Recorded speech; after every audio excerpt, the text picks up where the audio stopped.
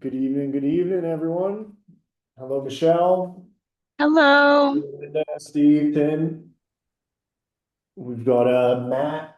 We How you doing, Matisse? Hey, not too bad, Steve.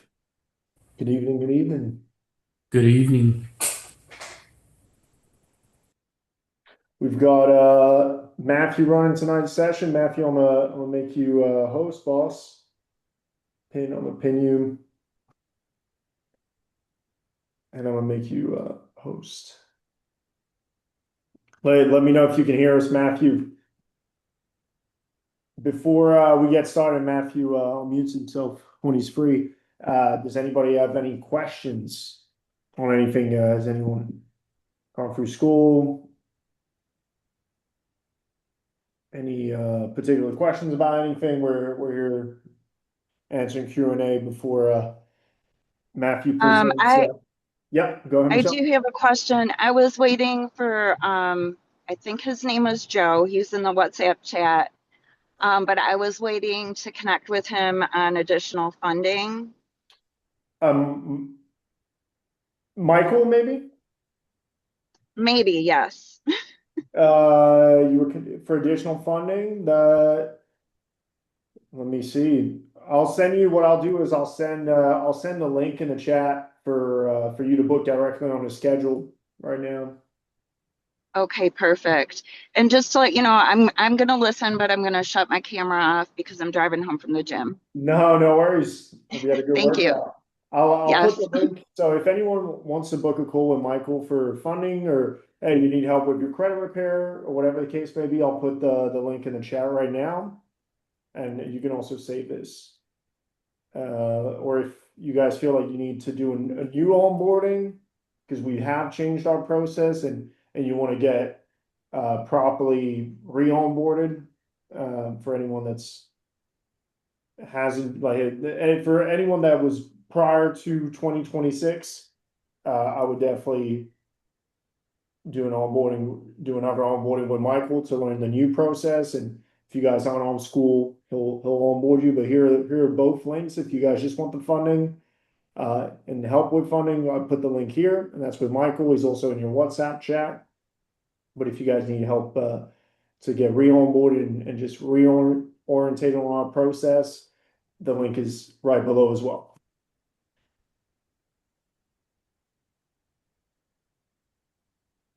So Michelle, yeah, when you're, I'll text it to you as well directly, Michelle, in your group chat.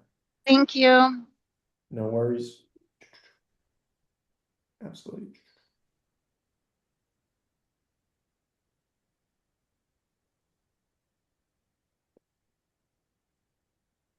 But Matthew, go ahead. The floor is yours. I'm gonna make you host. I think you're on mute, boss. Here, I'm making you host.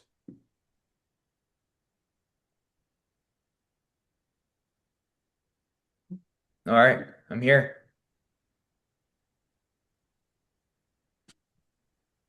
Good evening, Michael Bolka. See you join, boss. I'm trying to find your name here, Matthew. On the here, Michael Francis. Make host. So you'll have to let the people join. Mm, But you know the drill. What are we covering tonight? What's your going on? What's favorite going on? Section 8 deals in Jackson, Mississippi. Let's go. And then Michelle, yeah, I just put it in the chat. Should Thanks.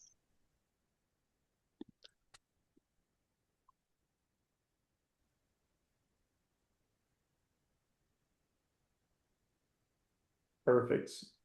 Yeah, so Michael's gonna be running a session. Well, Michael, Matthew's gonna be running a session tonight. Ask your questions as we go. Don't be afraid. He won't bite. Uh, Yep, yeah, any term that is unclear, that's what he's here for to help clarify yep. and help you guys yeah, understand the process better. And Awesome.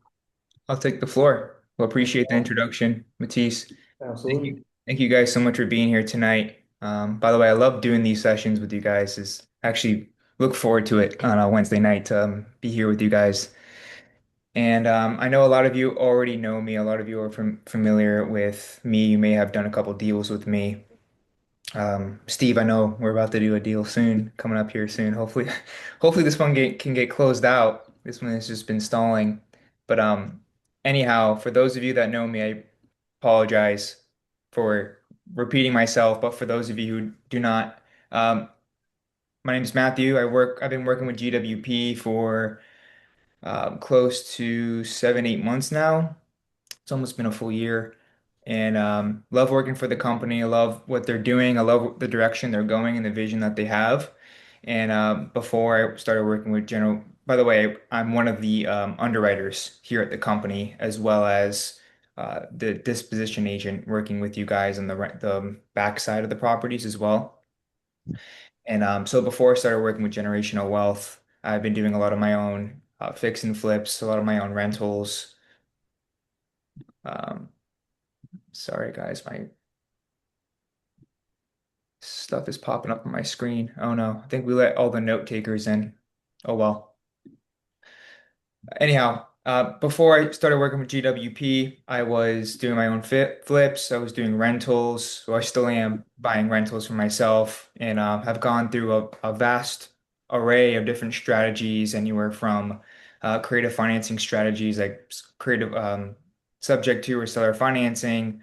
Work with short-term rentals, long-term rentals, mid-term rentals, multifamily, um, Section 8, refinance burst strategies, so everything in between. So I have a really diverse background of all the kinds of different strategies in real estate and everything that's involved in real estate. I also work for banks doing valuations and BPOs for them, which is really cool to add to the resume. And that's it. Yeah, this is pretty much what I do all day, every day. And except when uh, my wife is yelling at me to get off the phone. That's not always fun, but I love what I do and love being on the call with you guys here today. So I'm gonna get right into it. And today we are discussing, let me share my screen here. Pretty please let me know if you can see my screen. Looks good to me. All right, great. Now guys, I spent a lot of time on this, okay? With all the little photos. So just make sure you try to take this in. I spent a lot of time on this presentation here. Let's go. Yeah, and I'll put it I told you I as a enjoyed doing these. reference. Yep. All Beautiful right. slides. Oh, here we go. All right. So, title of the presentation tonight is the Jackson, Mississippi Section 8 Playbook. A lot of you guys that have been in the group already know we're transitioning the majority of our business over to Section 8, Jackson, Mississippi deals in that general area. And we'll get into why a little bit down the road in the presentation. But we're specifically going to be talking about this. We're still doing fix and flips, but more so transitioning into Section 8.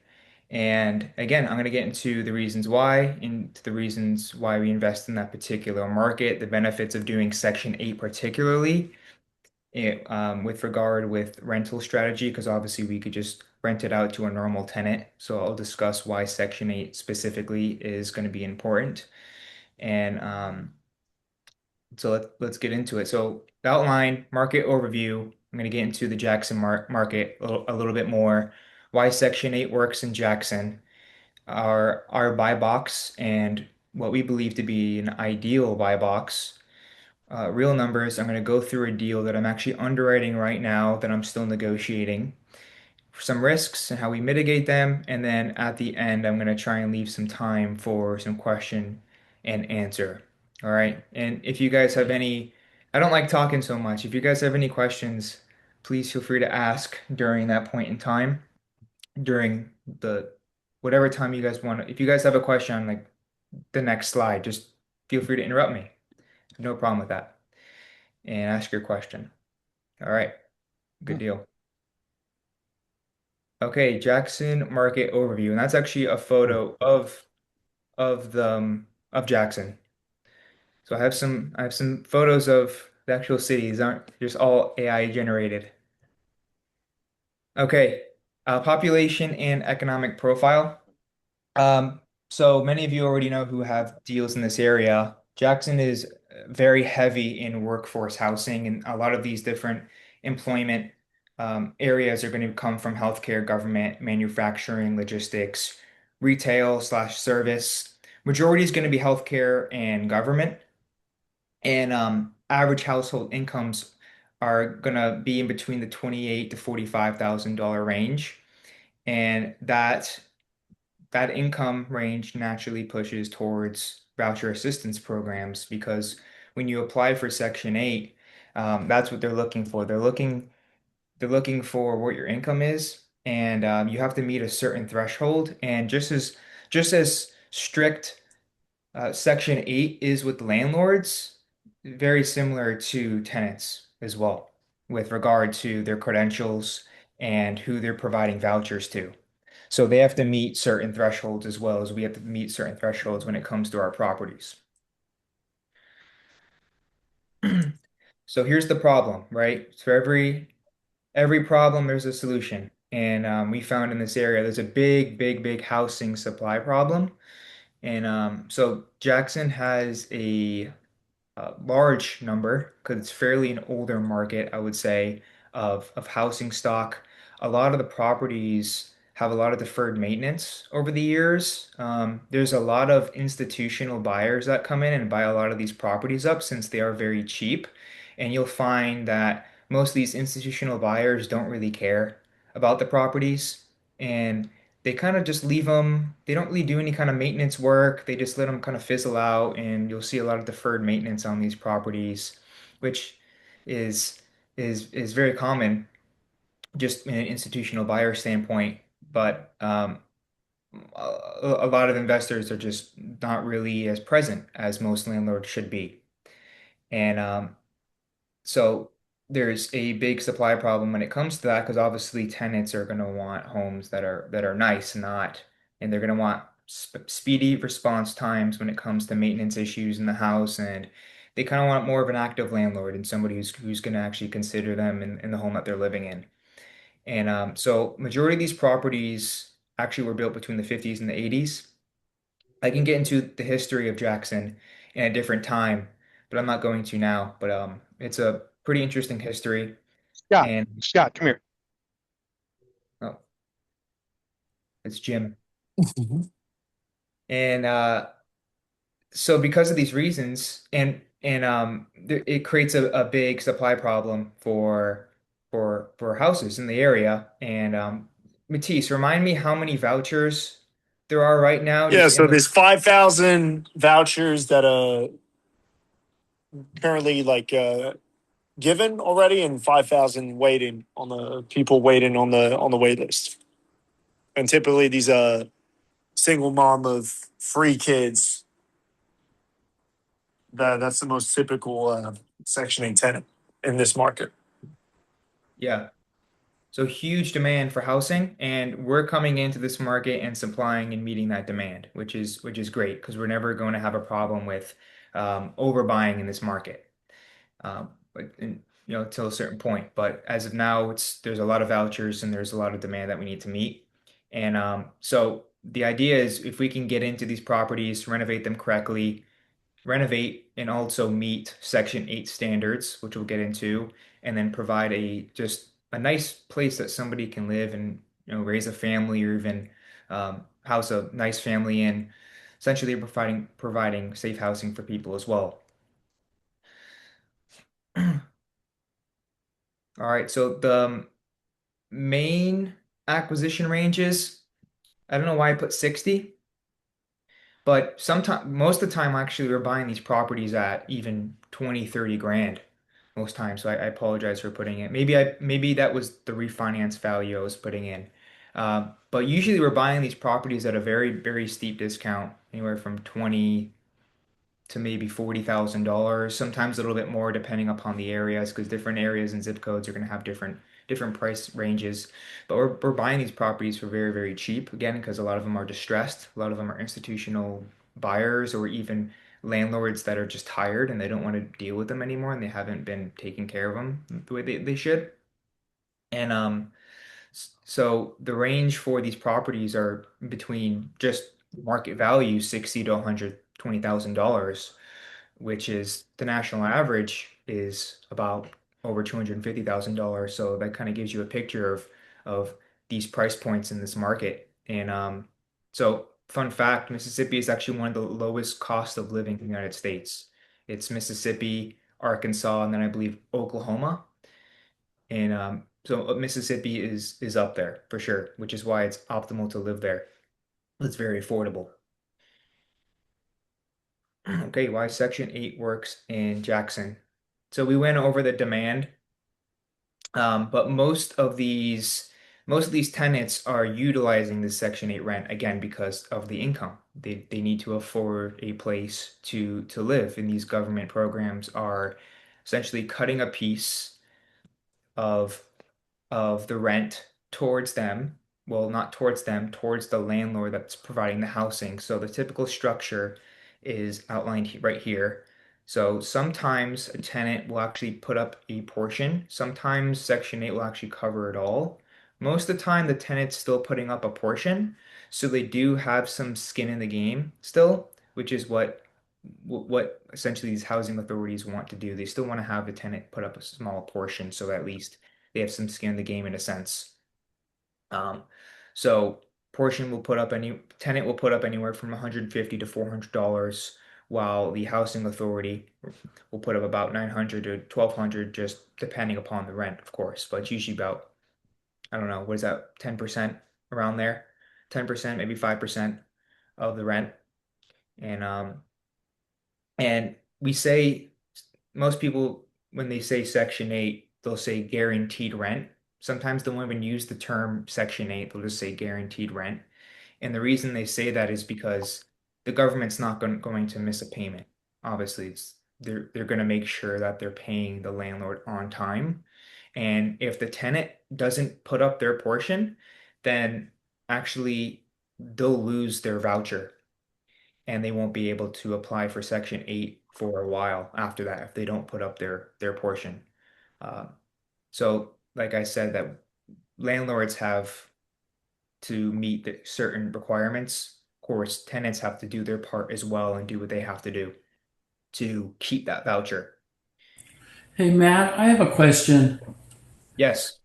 On that, if they don't make the rent, do they have to be evicted, or how hard is it to get them out? I mean, honestly, the 80% of the rent the government's paying probably isn't a big loss for them not to pay, but what is their liability as far as, do you have to get them out? Does the government get them out? How's that work? Matisse, correct me if I'm wrong, because I don't deal too much with that side of things, but I believe you would have to evict them, right? Matisse, you there? Yeah, say it again, Matthew. What was the question? Or Uh, Steve? Steve was asking if the tenant doesn't pay their portion of the rent, does the housing authority take them out, or No, that's you, up to you'd evict them, right? that's up to the property manager. You put a 3-day notice, and then there's a court date, and then during that court date, there would be there's a decision that's made for them to be evicted based on them not paying the rent. So it's the same process if I have it or if the government has it. Correct. Yeah. It's just the government makes it easier to collect rents because they're the ones paying every month, and typically it's on the 5th to the 7th of the month that they pay. Okay. hmm Yep. So you'd have to evict them But normally. and typically another misconception as well is that they pay more. That they really do match the market rate. They don't typically overpay. Uh, it's really what the market rent is what they pay. They don't pay like people say online. They pay 30% more. They really don't. HUD numbers that you see online are also misconstrued and um, overestimate or overestimations of what they actually are. Uh, I went through the breakdown last week of typically like a 3 bedroom is about 1,000 a month. 4 bedroom is about I'm getting to that. 1,500. Yeah. No, I don't want to spoil the beans I'm happy I prepared today, but yeah. definitely, you want to watch out for that. But when we give you numbers, those are pretty exact. But go ahead, Matthew. Yep. And again, if that's the deal, they'll lose their voucher. And sometimes it's up to 6 months to a year. Sometimes they lose it permanently, depending upon the situation.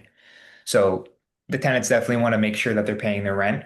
And if they don't pay it, then yes, we're gonna have to evict them, but then they lose their voucher, which is something they work hard to keep. Okay, so the demand and supply, which is pretty much the just what I mean, what any kind of market, whether even stocks or real estate, is hinge off of supply and demand. So obviously we know that there's a huge amount of demand for housing, and Matisse actually went there in person and spoke to I think the city and had a conversation with them about how much demand there actually was.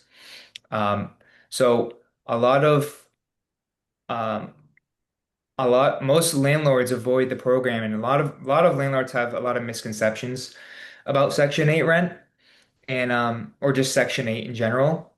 But a lot of them will say inspections are difficult, tenants are difficult because they're a lot more harder on the property since they are a low income kind of they're in a kind of a low income situation. Paperwork is difficult. And but in reality, when managed properly, just like anything, these tenants are going to stay a lot longer than market tenant rents. Market tenant rents are very transient. They're going to be moving around a lot, whereas Section 8 tenants, they're there for the long term, right?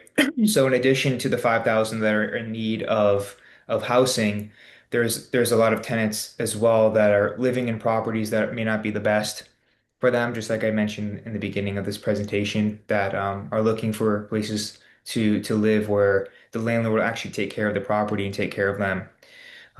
So that's another big factor of the supply and demand and the reason why we started looking into this market a little bit more.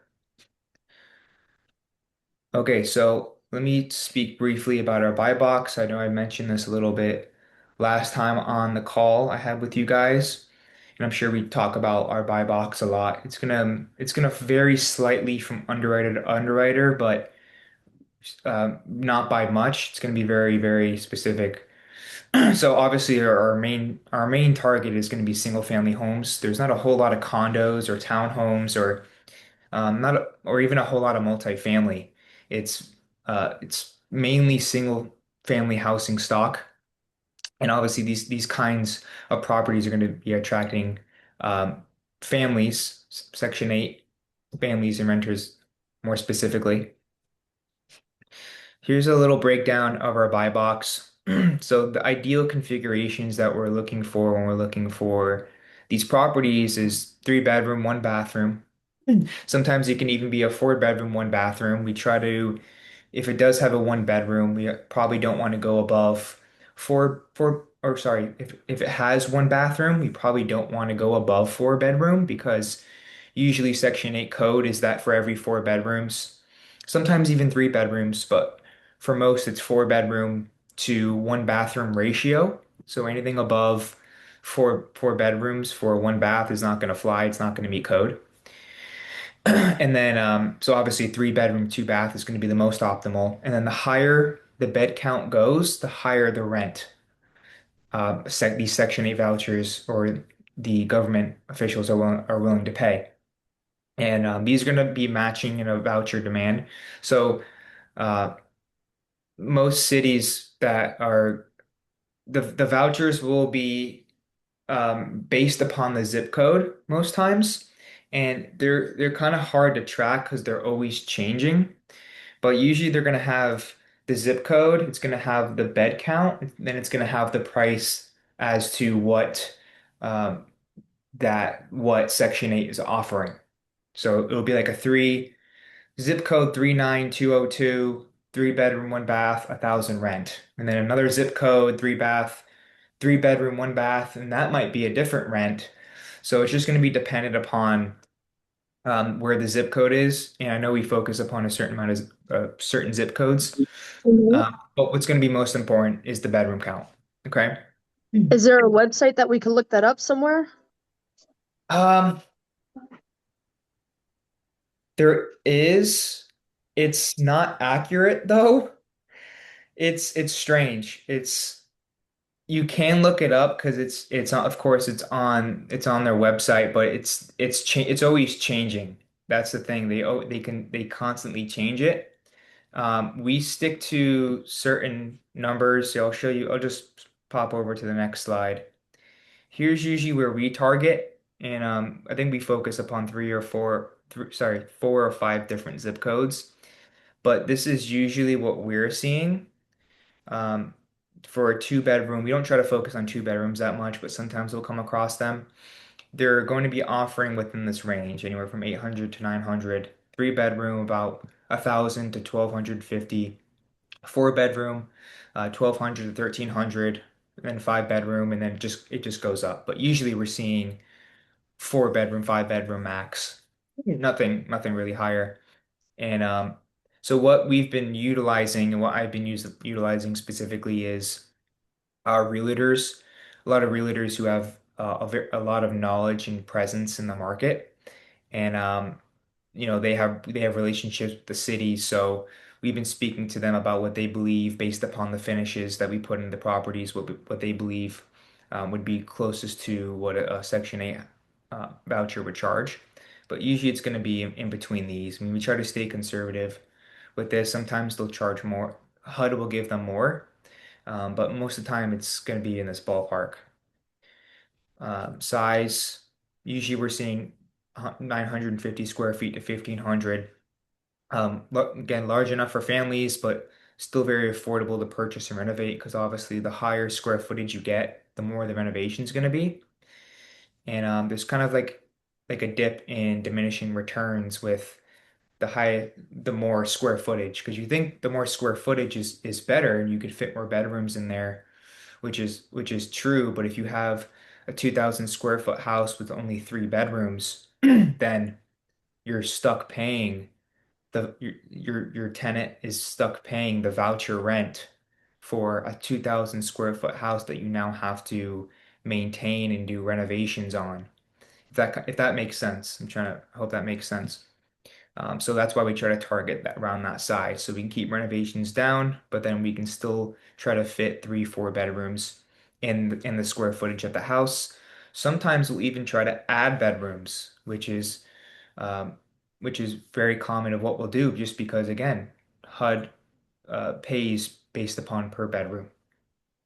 So obviously, if we're doing that, there needs to be two forms of egresses, and I think minimum standards is 10 by 10. So what so what would that be about? That'd be about 100, 120 square feet bedroom. So 10 by 10, 10 by 10, 10 square feet for width, 10 square feet, or sorry, 10 linear feet for length, 10 linear feet for width for the bedroom size. And it needs to be at least one window and one door. So two egresses to make a bedroom. So we usually try to frame them in next to windows so there can be two egresses. The construction type, brick, wood frame, slab foundation, not too crazy. Um, in those areas, sometimes we'll come across properties with real bad structural issues, which that's why we always have contractor walkthroughs just to make absolute sure there's nothing wrong with the house because um, we've had that problem where we went under contract with the house, maybe just looking at the photos with of course with the implication that we were going to send our contractor and they go out there and we have to back out the contract because there's good amount of structural issues. Obviously, fire damage is more present, so we're not buying properties with fire damage, and then heavy mold. So a lot of these properties, since they are distressed, a lot of the owners have just kind of abandoned them, and utilities are turned off, things like that. And obviously, if you don't have airflow constantly within the house, there's going to be mold that builds up, and we try to stay away from those as well. Because once you have mold in the house, it's very difficult to get out. You have to do so of course, a remediation to get all the mold out of the house and then out of the air as well, which is a certificate you have to get in order to rent out to a Section 8 tenant. So it's just an extra thing we don't want to deal with. And then, like I said, most of these houses are built between 1950, 1990, which is where we're landing. You'll see some houses built past that year, anywhere from the in the about 2000s range, 2000 to 2010, and those are going to be in better areas most of the time, and they're going to be very high priced. So even though it's built closer to a newer year, those are going to be very expensive to buy, and those are not what we're targeting because they're going to be in more B to A class areas, and we're targeting specifically C class areas because that's what Section 8 tenants are going to be looking for is uh, these C class areas, right, where it's more affordable rent. All right, good deal. And I showed you guys this. You guys can get a photo of this. Some again, it's not. This isn't. This isn't like 100% exact. We don't try to go any higher than this, but sometimes it can go higher than this, and sometimes you'll just get that that luck, I guess, and you'll get a tenant who will pay a little bit more than what you're asking for based upon what the HUD is desiring to pay, or even sometimes you'll have a tenant who even loves the property so much that they're willing to come out of pocket more for your property. That's why it's so important to make sure that the renovations are done very, very nice because a lot of these tenants want to leave these old properties where the landlords aren't taking very much care of them to move into your property that's fully renovated, that's beautiful, that has a responsive landlord. So sometimes, the government will give them X amount, but then they'll be willing to come up with, $200, $300 more sometimes, not always, for your particular house just because of how much they love it. Okay. So here's an example of a property that I'm actually in the process of underwriting. I believe this one's on the market, and I've built a really good relationship with a lot of realtors in that area who have been just constantly sending me property. So I believe this is one from them. And there are boots on the ground as well as we have two or three, I believe even four now different teams of general contractors in this area. So we have a really good presence in this area. We know exactly what we're looking for. So here's an example of one. This is a 3 bedroom, 2 bath house. I believe the square footage is about 1,500, 14, 1,500 around there. So here's what I was saying about purchase price. So we're buying this one for about $42,000. So super low. You never even imagine properties being bought at those prices anymore, but it's not the case with Jackson. Purchase price 42,000, renovation 28,700. And usually before we even, it's just going to depend, but most of the time we want to get our contractors into the property before we put the property under contract.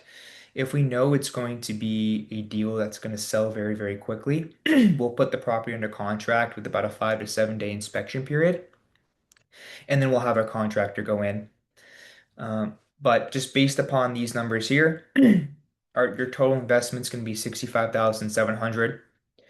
We do have it is preferred to pay that amount, the total investment, using cash because you're going to be saving money in interest. You're going to be saving money with loan costs. But if not, we do have our hard money lender who can still give you a portion of the purchase price with about 100 to 90% of the renovation. So it's still possible that you can get this done with a hard money lender as well. And so if you do buy it with cash, but this does still apply if you are using a hard money lender, once you put in the renovations amount, so in this case it'd be 28,700. And guys, that might not seem like a lot, but there, with that amount of money, you can actually do new flooring, new paint, maybe a new roof and AC, maybe a refurbish of the kitchen and bathrooms. Believe it or not, it's uh, usually our construction range is anywhere from 20 to 40, maybe $45,000. Sometimes it can be higher depending, but usually just for a full renovation, it's going to be 45,000 maybe for the entire house, which is crazy, but that's the numbers in that area as well. Um, So when we go to refinance, obviously they're going in, we're closing on the property, we're putting up the renovations towards the house. We're usually doing flooring, painting, exterior and interior painting. Depending upon the style of the kitchen, we do want to renovate the kitchen. If we can salvage it, we can, we will. And bathrooms, we're always trying to renovate the bathrooms. Sometimes we're doing a full tile installation. Sometimes we're just doing shower inserts and running LVP through the bathrooms, but we're always changing out the vanities, the toilets, obviously all new fixtures, pretty much making it a brand new house. Again, nice for these Section 8 tenants who are going to want to live here and might pay a little bit more for the property as well. And so once we do that, that's kind of what we're doing. And usually when we update the kitchen, the flooring, do paint, obviously the major systems if needed, bathrooms. Usually appraisers are looking at the kitchens and the bathrooms for the refinance value, and that's gonna get us the highest refinance value. And the refinance value is technically, I know a lot of you have done fix and flips with us. The refinance value is basically the after repair value, and appraisers will get that value, and then they will give you a certain percentage of the after repair value based upon the appraisal. So, for example, if their appraisal comes back at $110,000, they will give you anywhere from 70 to sometimes even 80% of that value. It's just going to be depending upon what the terms are. If the after repair value comes over $100,000, it might give you closer to 80. If it's going to be under $100,000, it's probably going to be under 80%. Okay? I hope that makes sense. So in this case, the loan amount is going to be 70% of the after repair, which is 77,000. Okay? Meaning that once you refinance the property, right? Let's just say you buy it cash, you're refinancing the property based upon the value of 110, you're getting 70% of that.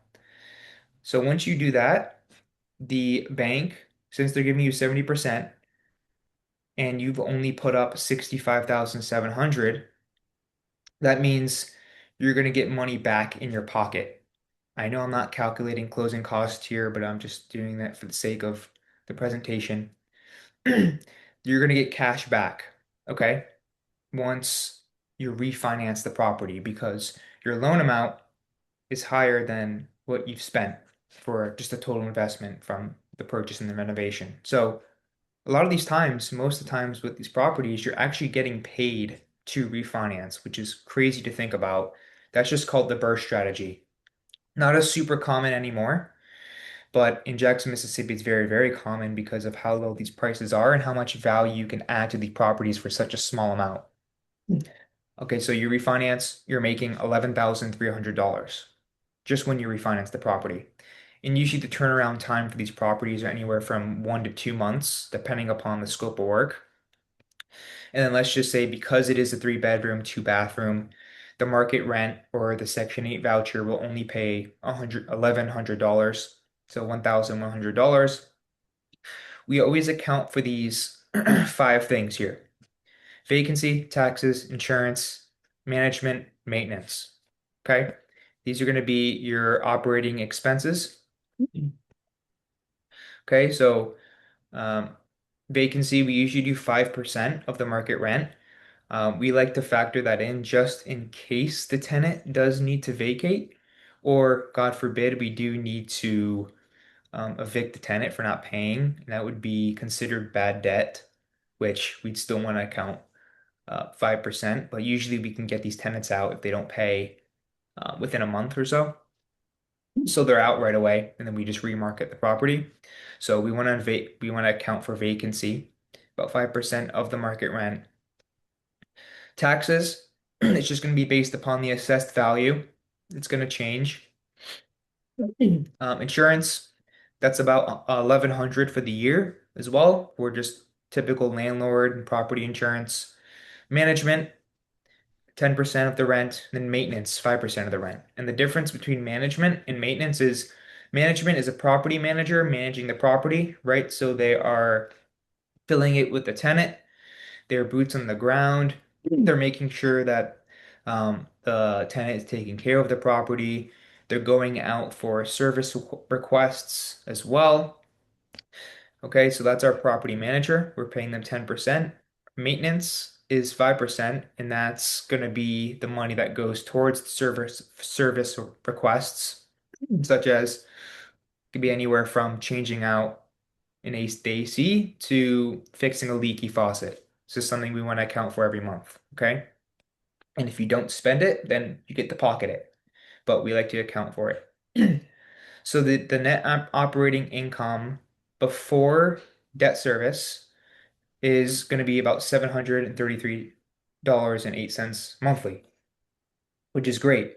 So on top of the 11,300, you're now making close to $1,000 a month. But since you're refinancing, we have to pay a debt service, right? So that's about 70% of the loan amount, which is going to be about $512 and 28 cents. Minus that, and then your free cash flow every single month you'd be collecting is $220 and 80 cents. So, and we say free cash flow because once you refinance the property, you get all of your money back from your total investment. You're now practically collecting this for free. Excuse me. This used to be super, super, super common back in, I say back in the day, but only a couple years ago when rates were 2 to 3%. And it was easy to do that strategy to get all of your money out of a property, and then you're essentially just making free cash flow, and then you're recycling your money and just keep doing it again, right? The Burr strategy is buy, rent, refinance, or sorry, buy, rehab, rent, refinance, repeat. That's what the Burr strategy means. So you're just cycling your money over and over and over and over again. It's not so common anymore, and it's been tougher for investors to get into that strategy because of where rates are now, of where cost is now, how high the price of homes are now. And so if you try to do this in Florida, you can forget about it. I can tell you right now, being in Florida, unless you're buying in a very low cost area, which I don't know if any part of Florida is very low cost, you're barely cash flowing. Never mind pulling out money for a refinance. And that's why we're focusing on this market. We're not only meeting the demand, but we're making a lot of money from it as well by providing a solution that's very heavy in this area that's needed. So super interesting. Obviously, with this comes a lot of risk, and it's just going to be typical risk that we get with for every single property, bad renovations. Um, we have 3 or 4 teams of contractors that we trust in that area, and we inspect every single property. They provide us a very detailed scope of work, and we're checking that scope of work, and we sign a contract with them to make sure that they're doing that scope of work as well. The good thing about Section 8s and what most landlords find and cumbersome is actually going to be more of a benefit in my eyes, actually, I believe, because when you're doing renovations and you are meeting Section 8 standards, that means that the property is going to be good for the long term as well. And it's going to help you keep up with deferred maintenance because they do regular inspections, Section 8. Um, not the tenants, but those that Section 8 or HUD hires to do the inspections. They're going to be doing regular inspections to just check on the property and make sure that still everything is up to Section 8 code. So it's kind of a way for um, your property to kind of get checked on and make sure that your property is done right and making sure that your contractors are doing things right and up to code as well. All right. And obviously we utilize GCs and subcontractors that we trust. Buying in the wrong area. So I will say, because it is very low cost, this city does have some bad areas. I will say, just like every area and every MSA in the United States, there's going to be certain zip codes that you don't want to be caught walking at night.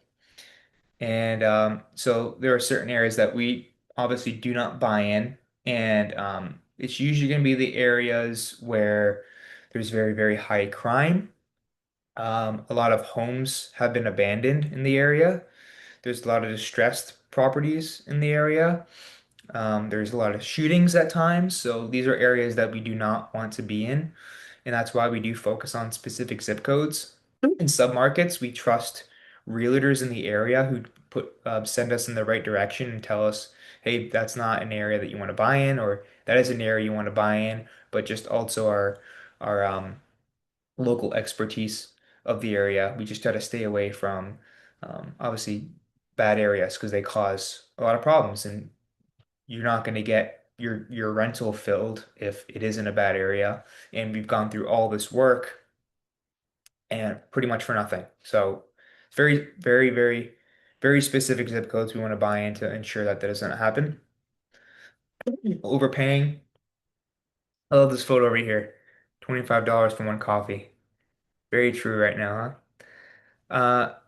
So overpaying, obviously, right? That's you make money on the buy, and that's why we're underwriting these deals, and making sure of the renovation, right? We're verifying with the contractor, we're verifying the rent, which can be sometimes hard to do. And I actually believe the rent and then the refinance can be the most difficult to underwrite, but we have a lot of buffers in place to ensure that the numbers are done right, including an in-house appraiser that we've hired to both do appraisals for us and rent verifications. Again, we have a lot of realtors that we trust who have direct connections with with the city and are always on top of staying up to date with the latest voucher prices and whatnot. And so obviously, if these numbers don't work, we pass on the deal. We're coming across hundreds of deals on a daily basis, trying to meet all the demand. And so there's never not going to be enough deals. Tenant management. So we have our internal company, or sometimes we'll hire out our third company or a third party company, and they're going to be handling leasing, inspections, tenant communication, maintenance. Obviously, we say semi-passive because sometimes, obviously, you guys will be owning these properties, and we're consulting you throughout the entire time, um, as well during this process. So it can be very passive. I will say that even though we are consulting you guys, it is important to check in on the property because no one, honest, at the end of the day, as much as we can consult you, no one's going to care about your property more than you guys. So I will say as much as it sounds nice to just sit on a beach with a margarita and not have to worry about your property, it is still important that you do check up and that you do have communication with us, have communication with the property manager, um, etc. Our contractors as well who have been speaking with you guys. So that's why I put semi-passive as well, because I don't think landlording and me just owning properties myself is entirely passive. I think there's always some level of activity in it, but that's the joy of it, right? You get to be involved and Mhm. right? All right. So I'm pretty much finishing up right now. Some key takeaways. Why Jackson works, three major factors: low purchase prices, strong rental demand, government-backed rents, right? And and big cash flow, right? With low prices comes, big cash flow. So when combined with the right renovation management strategy, this results in stable long-term rental cash flow, which is the goal and what we are looking for. All right, cool. So I'm going to open this up to some question and answer, and more than happy to answer any of these questions here. I have some prompts, but if you guys want to ask any questions, feel free to do so. And that's it.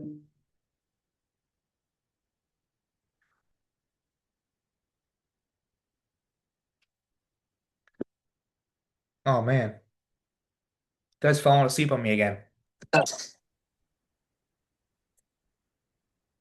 Oh, I think Micah raised his hand. Mark has a question. Yep. If you want Yes. to unmute yourself or type it in the chat, Micah. Okay. Um, it's not the plan sounds nice. You pay $65,000 and you walk away with $230 a month. Is there any way to or $220 a month? Now, is there any way to accelerate the amount of money you make? It's it's gonna come down to two things, your market rent and your loan amount. So And I'll go back. and additionally as well, something I'm not sure if you talked about the profit on the refinance, depending on the deals. When you're refinancing these properties, there is just like a flip, unlike selling a deal where you're making money when a market buyer buys your property, you can make money off just refinancing your property in the form of a cash out refinance as well. Right, right. Yeah. Yeah, what we're talking about. Yeah. Mhm. So the loan amount, obviously, when the loan amount minus the total investment is going to be your cash back after refinance. I say the market rent and the loan amount because you don't always have to take out 70 or 75%. Sometimes the lender will allow you to only take out 65%. And then this number would drop down a little bit, but your cash flow would go up, right? Because your debt service wouldn't be so high. So, I mean, for me personally, I would try to get this number kind of break even, right? I would try to get the loan amount to equal my total investment, maybe a little bit more, maybe make like 5 grand off the refinance so I can make more cash flow. Because I realize if I have this amount here, 11,300, I'm gonna spend that amount. If it's my account, human nature is just spend that amount.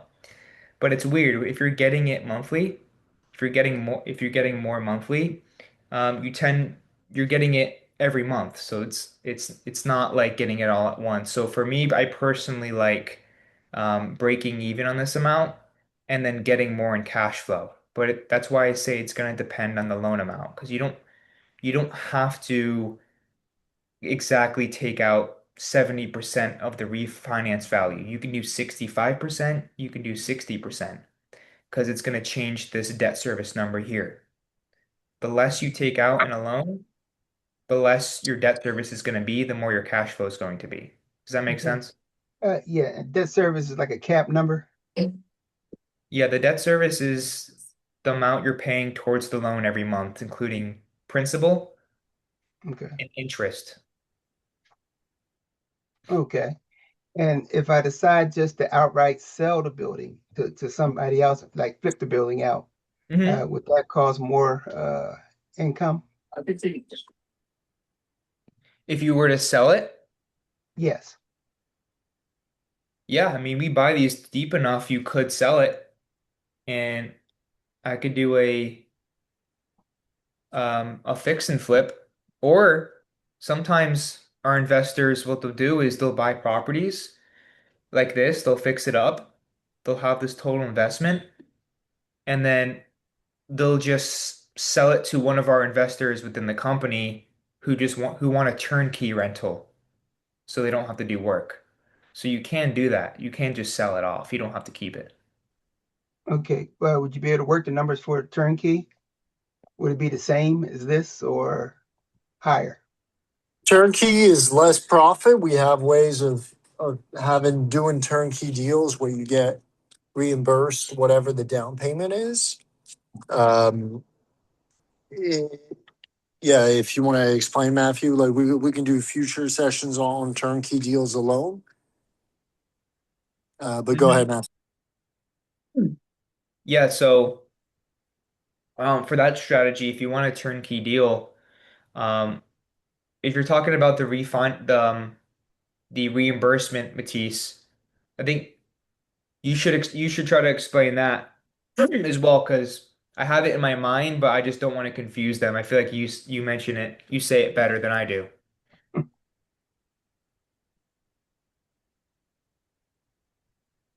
Okay, he probably had to go. Yeah, no. So yeah, just to explain the bar carrybacks, and I would do a whole different session on it, just because Yeah, it deserves its own. It takes time to go over and break it down. It's a creative purchasing strategy when buying turnkey deals that are already renovated yeah, from other investors, or if you're trying to buy a deal yourself. That will cover in future sessions. They called. Some of you are probably familiar with seller carrybacks, but this is a buyer carryback, meaning you're getting money back at closing, which yeah, definitely makes a lot of sense for the types of deals in Jackson that we do. And that's why it's going to be important to we can do a whole session on that next week on just turnkey buyer carrybacks yeah. Because it and can how get a to do little them right. tricky. Because yeah, it could be Yeah, it can get a little tricky. So I don't want to confuse you guys. So we'll put that on the. We'll try to get that done on the next one. But yeah, Micah, you can sell these too. You don't have to keep them. You can sell them to our internal team. Our Okay. internal. Um, Yeah. yeah, because basically what I'm trying to figure out is how do I get the maximum return? And then also use the money that I made well, looking at this deal, I invest 65,000. Um, and the refi value is 110,000. And if I can make $40,000 off an investment of $65,000, that gives me money to buy another property, and I still walk away with 40,000 in my pocket. Yes, but that's the idea of doing it this way, because your total investment would be 65,700, but then you're getting back 77,000.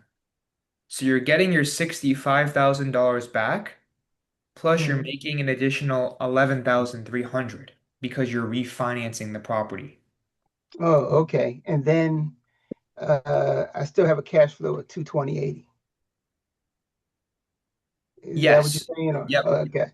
exactly. So you're recouping your 65,000 back. Hmm. You're making, in this case, 11,300 if you decide to take out 70% of the refinance value, plus you're making 220 a month Hmm. with no money in the deal because you're taking it all out. Okay. Does that make I sense? understand now. Yes. Thank you. Okay. If not, please let me know. I'm more than happy to explain a little bit more.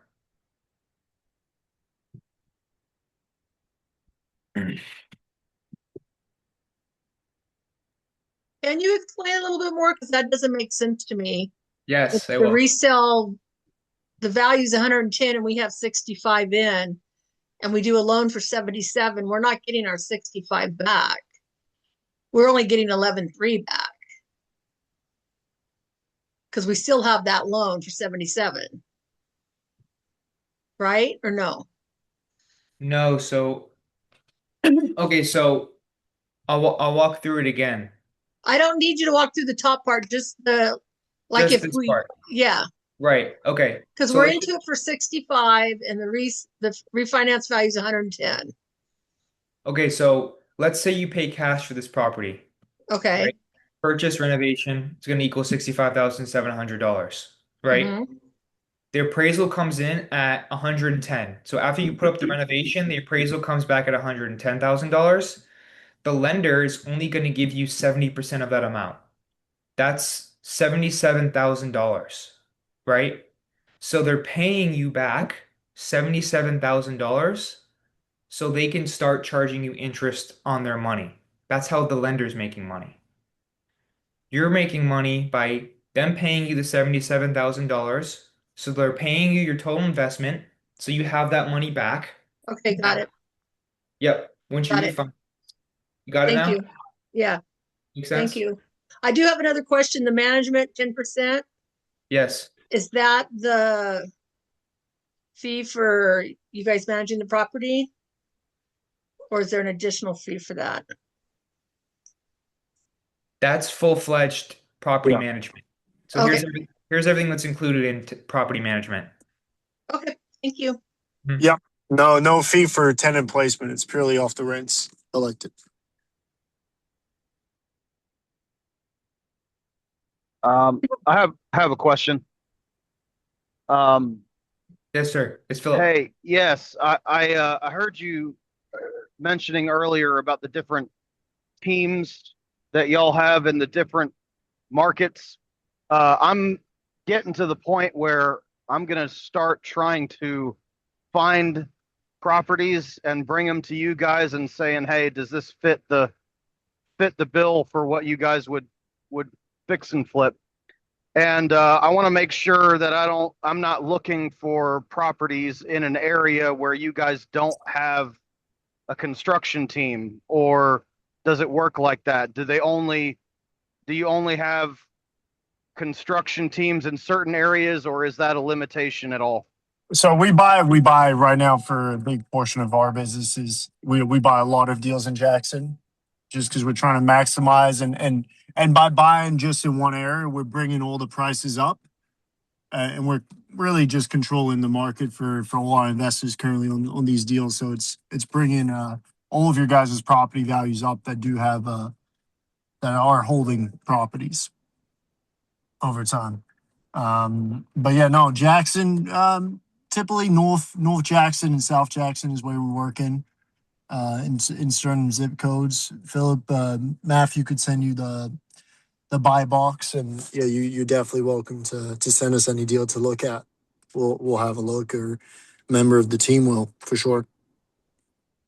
Okay, so if I find a property that you guys aren't concentrating on at the moment, I mean, I guess what I'm asking is there a chance that you guys will tell me, no, we don't have anybody in that area Of to work course. on? Okay.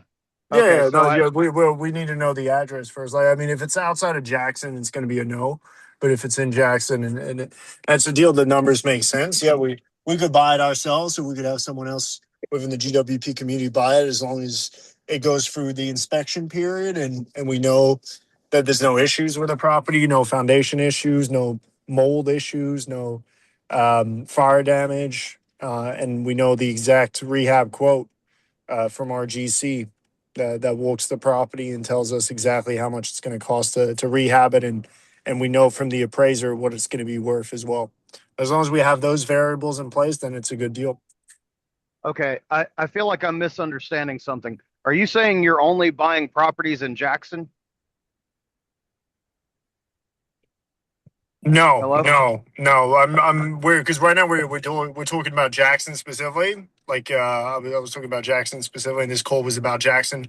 Yeah, if you're Oh, looking for other okay. properties, then yeah, like No, I'm asking about like that nationwide. would be separate. Yeah, nationwide, we only work in certain states, like well, in certain areas like um, Tennessee, North Carolina, and Georgia right now. Okay. Atlanta, Georgia. But I would speak with the team in your group chat about that. Okay, will do. Thanks. Yes, sir. No matter like are you looking to find? But does anybody else have any questions? We'll do next week. Next week's training about buyer carrybacks. I think that would be it's a creative way of buying deals.